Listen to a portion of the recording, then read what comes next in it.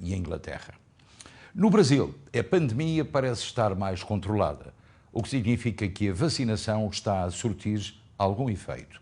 Contudo, a variante Delta continua a ser a principal preocupação. O nosso colega Amadeu Maia dá-nos mais pormenores.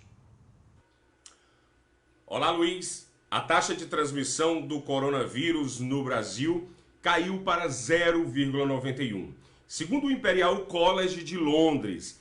Isso significa, Luiz, que a cada 100 pessoas infectadas com o coronavírus, transmite o vírus apenas para 91 pessoas. Na última semana de junho, essa taxa era de 0,98. E esta é a segunda semana consecutiva que o dado permanece abaixo de 1. Os surtos começam a ser monitorados e controlados quando essa taxa de transmissão fica pelo menos 2 semanas seguidas neste patamar. Para vocês terem uma ideia, Luiz, o símbolo RT, que significa ritmo do contágio, é um número que traduz o tamanho, o potencial de propagação de um vírus. Quando ele é superior a 1, cada infectado transmite a doença para mais de uma pessoa. E a doença avança, isso já está comprovado. Vejam como a taxa de transmissão no Brasil ficou nas últimas 4 semanas. No dia 6 de junho era de 0,99, no dia 13 de junho de 1,07, no dia 20 de junho de 1,13, no dia 27 de junho 0,98. E a taxa divulgada nesta terça-feira, dia 6, também é a menor no país em 7 semanas. Em 15 de maio, a taxa era de 0,91 também. Mesmo com esses dados otimistas, Luiz, a situação no Brasil ainda é muito delicada em relação à pandemia. O país registrou 754 mortes por Covid-19 nas últimas 24 horas, chegando a um total de 525.229 mil mortes desde o início da pandemia. Com isso, a média móvel de mortes nos últimos 7 dias chegou a 1.575, uma variação de menos 20% em comparação à média de 14 dias atrás. Entre os estados, apenas um estado no Brasil, o Acre, registra alta nos registros de mortes, enquanto 16 estados, mais o Distrito Federal, estão em queda.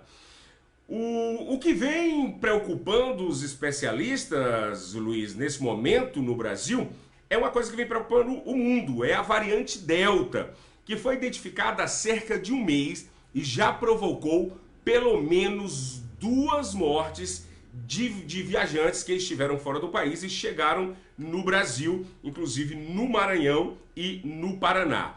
Na segunda-feira, ontem, dia 5 de julho, a cidade de São Paulo registrou o primeiro caso da variante Delta, em um homem de 45 anos que diz não sair de casa e nem ter viajado.